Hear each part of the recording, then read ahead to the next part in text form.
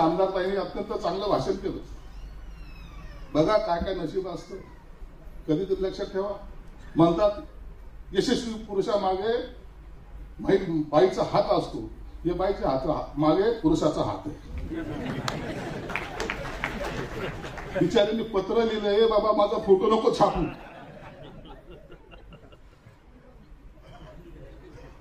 लग्न तुमचं love marriage आहे की अरेंज मॅरेज आहे? अरेंज आहे का लव्ह मॅरेज आहे? फक्त पत्राचा मजकूर बदलला असं तर काही झालेलं नाही ना. नवरा चीफ इंजिनियर आहे मराठवाड्याचा, सार्वजनिक बांधकाम खात्यात. बाई आमदार आहे. चीफ इंजिनियरने पत्र लिहिलं बाईला, बाबा तुझं राजकारण तुझ्याजवळ राहू दे, तुझे बॅनर तू लाव, पण माझा फोटो कशाला छापते? मला दिलेली जबाबदारी ही माझी आहे, ही मला निभवू दे. तुला दिलेली जबाबदारी ही तुझी आहे, ही तू निभव. याला म्हणतात समंजसपणा, याला म्हणतात खऱ्या अर्थानं वर्किंग स्टाईल. केस नंबर 2, वो एक कब हटेगा उसके इंतजार में उसके कई साल निकल जाते. अरे मेरा नंबर कब आएगा म्हणून तो खूप म्हातारा होत होता. हे जे पद्धती होत्या, हे जे काही कार्यपद्धती, या कार्यपद्धतीला आता कुठंतरी डॅश दिला गेला आणि एक नवीन पद्धतीचं नियमावली ज्याला म्हणता येईल ती आज आणल्यामुळं खऱ्या अर्थानं इतक्या लोकांना आपण नोकरी देऊ शकलो. या नोकरी देण्यामागचा उद्देश शासनाचा हा नव्हता की पूर्वीचे काही शासन का देत नव्हतं हा प्रश्न नव्हता, परंतु काही कायदे असे असतात ना, आणि त्या कायद्याचा आधार अधिकारी मी त्याच पद्धतीने घेत असतात. त्यांची इच्छा असो की नसो, तो सांगतो की हे नियम आहे, ज्याला मी काही करू शकत नाही.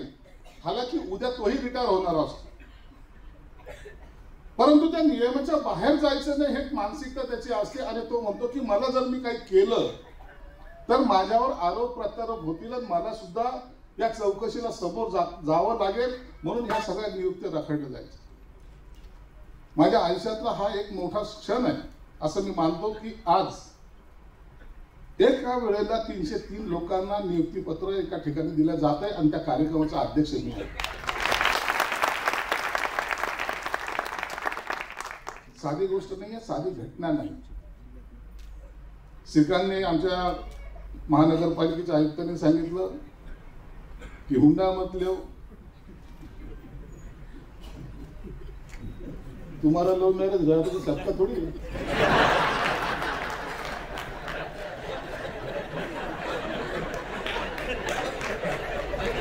मुलगी भेटली ते तुझं नशीब. परंतु मी आयुष्यामध्ये या 2 घटना पाहिलेल्या आहेत. त्यांनी सांगायचं तात्पर्य त्यांचं जे होतं ते अत्यंत महत्वाचं. मी माझ्या वडिलांना रिटायर होताना पाहिलं. ज्या दिवशी ते रिटायर होणार होते त्या दिवशी आम्ही सर्व भाऊ घरामध्ये बसलेलो होतो आणि ते रिटायर होऊन माझ्या वडील आता घरी येत आहेत हे आम्ही सर्वजण त्यांची वाट पाहत होतो. हे बघा, आयुष्यामध्ये काही प्रसंग असे असतात ना, ते कधी पुसल्या जात नाही. वडील रिटायर, यशस्वी ड्रायव्हर माणूस रिटायर होऊन घरी आले.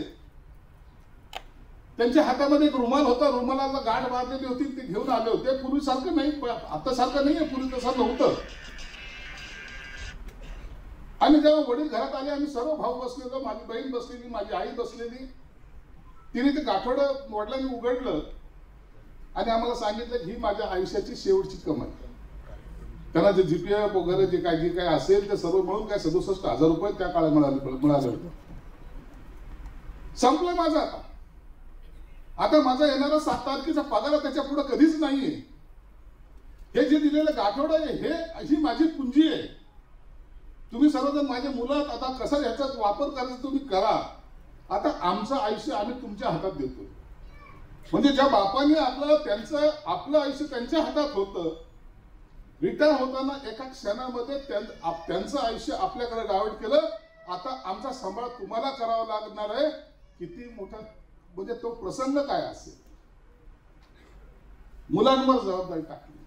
आता मी कधी काळी तुम्हाला चॉकलेट आणलंय, आता माझ्या दवाचा खर्च तुम्हाला करावा लागेल. शक्य झालं तर बघा. हे प्रत्येकाच्या कुटुंबामध्ये घडणारी घटना आहे. माझा दुसरी घटना अशीच होती. माझ्या भावाला मी एका ठिकाणी नोकरीला लावलं. पूर्वी थोडासा वशिला चालायचा, लावलं नाही नोकरीला.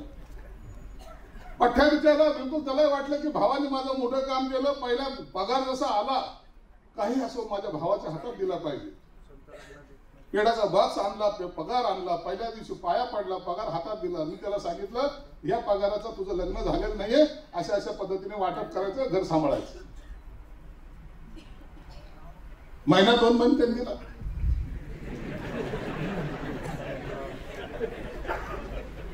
आता नोकरी लागली म्हणल्यानंतर लग्न लवकर करावं लागतं ना. किती एक तर नोकरीसाठी वेटिंग मध्ये होता आणि नोकरी मिळत नव्हती म्हणून पोरीसाठी वेटिंग मध्ये होता. ताबडतोब त्याचं लग्न लावून दिलं. मिश्रा साहब क्या बोले, 6 महीने के बाद तो मेरे को भी नहीं पहचान रहा. पगार तो रही दूर. अरे संजय सिंह जिसने नौकरी लगा, अरे देख तो सही. असं होऊ देऊ नका. मी हे यासाठी सांगतोय की ज्यांना नोकऱ्या लागल्यात ना, तुमच्यावर तुमच्या कुटुंबाची जबाबदारी मोठी आहे. जबाबदारीपासून पळ काढाल ना, येणारी पिढी सुद्धा तुम्हाला माफ करणार नाही.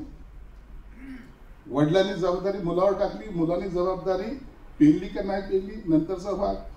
तर तुमचे मुलं त्याचे मुलं जे होतील ते उघड्या डोळ्यांनी सगळं पाहतात.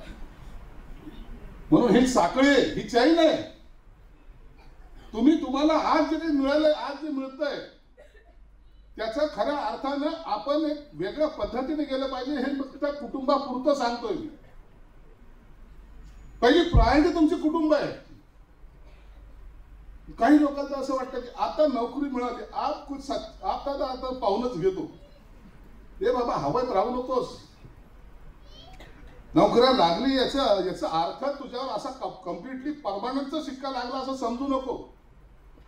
या नोकऱ्यामध्ये अनेक अडचणी असतात.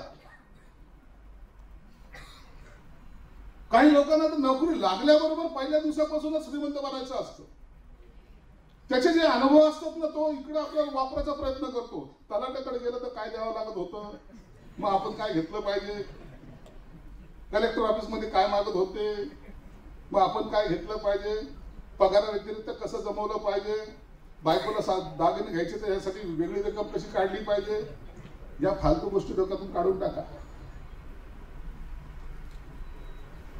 काम करताना एक फक्त लक्षात ठेवा, मी ज्या पोस्टवर लागलोय त्या पोस्टपेक्षा मला आणखीन पुढे जायचंय. मला पहिले आणखीन अभ्यास करायचा, मला क्लास 1 व्हायचं. जे एमपीएससीचे पुढे नाही तर खरडे घाशीत करत बसला ना तर त्याच पोस्टवर राहत होतं. तिथं लागलं, तिथं रिटायर, तिथं जा घरी. कधीही संपू देऊ नका. मनामध्ये इतके मोठमोठे स्वप्न पहा. जो माणूस स्वप्न पाहणार नाही तो माणूस कधी सक्सेस होऊ शकत नाही. स्वप्न अशी उंचायची पाहिलं पाहिजे. उंच आपला आलेख हा चढता कसा होईल त्या पद्धतीने स्वप्न पहा. आणि त्याची पूर्तता करण्यासाठी काय करावं लागतं ते तुम्ही जरूर करा. त्याच्यासाठी मेहनत घेतलीच पाहिजे. मेहनतीशिवाय काही नाही.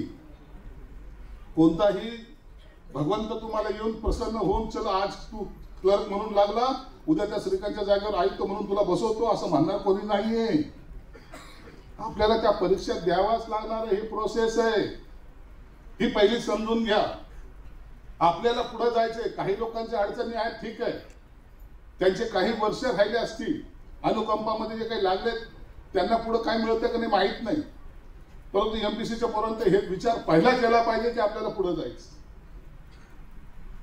आमच्यासारखा सर्वसामान्य कार्यकर्ता जर आज या स्टेजला येऊ शकतो तर तुम्ही का नाही, हा प्रश्न स्वतःच्या मनाला विचारला पाहिजे. इतरांच्या तुम्ही असलेल्या यशावर जळू नका. आपल्याला सवय अशी आहे की एखादा माणूस मोठा झाला का आपण त्याच्यावर टीका करायला सुरुवात करतो. पहिलं एक काम करा, तो मोठा झाला तर मीही मोठा होईल माझ्या मेहनतीने, मला मोठा व्हायचंय. त्या पद्धतीने तुमची मेहनत असली पाहिजे. तो मोठा झाला, एखादं घर बांधलं ना मोठं, काय घर बांधलं, अरे तू बांध ना, तू पण मेहनत तर करशील का नाही करशील. ह्या पद्धतीने तुम्हाला जायचंय. आज या शासकीय सेवेमध्ये आल्यानंतर तुम्हाला एक वेगळं दालन उघडलेलं आहे. शासकीय सेवेमध्ये नोकऱ्या आता काही काळात आपण पाहतो, तो काही लोक म्हणायचे आता काही खरं नाही, आता काही नोकऱ्या लागणारच. आज 10,000 नोकऱ्या आजच्या दिवशी दिल्या गेल्या. IT सेक्टर मध्ये काम करणारे पहिले जे IT सेक्टर मध्ये गेले होते, पुण्याला होते, बँगलोरला होते, अनेक लोक वापस आले. फॉरेनचे पोरं वापस आले, ज्यांना एक पॅकेज होतं मोठमोठं 50-50 लाखाचं, 2-2 कोटीचं पॅकेज होतं, आज वापस आलेले. सरकार एक जबाबदारी तुमची घेते, हे फार मोठी घटना आहे. किती जरी अर्थसंकल्पाचं काही जरी झालं, किती जरी टंचाई आली, किती जरी बाढ आली, तरी तुमची नोकरी पक्की आहे. आणि त्या नोकरीचा खऱ्या अर्थानं वापर हा लोकांच्या सेवेसाठी झाला पाहिजे, एवढं मात्र लक्षात ठेवा. ते जर तुम्ही करू शकले नाही तर तुमच्यासारखे दुर्दैवी कोणी नाही. माणसाला मोठेपण मिळतं. आमच्यासारखा राजकीय पुढारी एखाद्या पदावर जाऊन बसतो. आज एवढ्या मोठ्या अधिकाऱ्याच्या मध्ये आम्ही बसलेलो दोघं जण आहोत. सन्मान हा मिळवायला कष्ट सुद्धा करावे लागतात. यासाठी माझ्यासारख्याची 42 वर्ष गेलेली आहेत. 42 वर्षानंतर हा सन्मान मिळतो. म्हणून वेळ ह्या सगळ्यावर उपाय असतो. आमच्या आमदार ताईंनी अत्यंत चांगलं भाषण केलं. बघा काय काय नशीब असतं, कधीतरी लक्षात ठेवा. म्हणतात यशस्वी पुरुषामागे बाईचा हात असतो, हे बाईच्या हात मागे पुरुषाचा हात आहे. बिचारीने पत्र लिहिलंय, बाबा माझा फोटो नको छापू.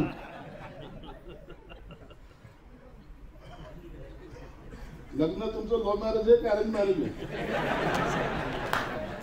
अरेंज आहे का लव्ह मॅरेज आहे? फक्त पत्राचा मजकूर बदलला असं तर काही झालेलं नाही ना. नवरा चीफ इंजिनियर आहे मराठवाड्याचा, सार्वजनिक बांधकाम खात्यात. बाई आमदार आहे. चीफ इंजिनियरने पत्र लिहिलं बाईला, बाबा तुझं राजकारण तुझ्याजवळ राहू दे, तुझे बॅनर तू लाव, पण माझा फोटो कशाला छापते. मला दिलेली जबाबदारी ही माझी आहे, ही मला निभवू दे. तुला दिलेली जबाबदारी ही तुझी आहे, ही तू निभव.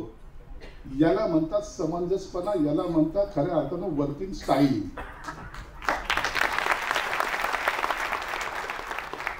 घरामध्ये 2 मोठाले पद असलेले लोक, परंतु असलेला त्यांच्यातला सभ्यता किंवा त्यांनी दाखवले एकमेकांबद्दलचं अंडरस्टँडिंग, यामुळे जीवनाचा गाडा चालतो.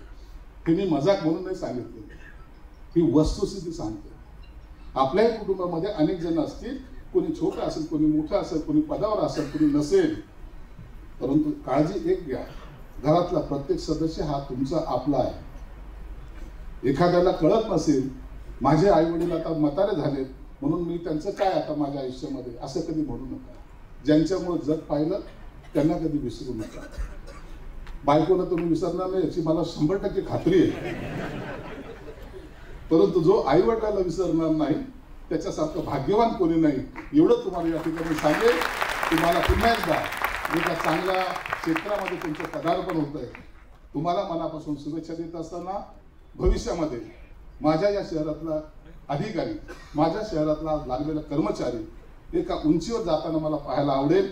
कधीतरी आयुष्यामध्ये जर भेट झाली तर मलाही वाटेल, अरे होय, ज्यांना आम्ही प्रमाणपत्र दिलं होतं तो त्या उंचीवर पोहोचला, तो माझ्या जिल्ह्याचा आहे, माझ्या मतदारसंघातला आहे, माझ्या शहराचा आहे, आणि माझा नातेवाईक जरी नसला तरी तो माझ्या नात्याचा आहे, एवढं मात्र निश्चित. धन्यवाद.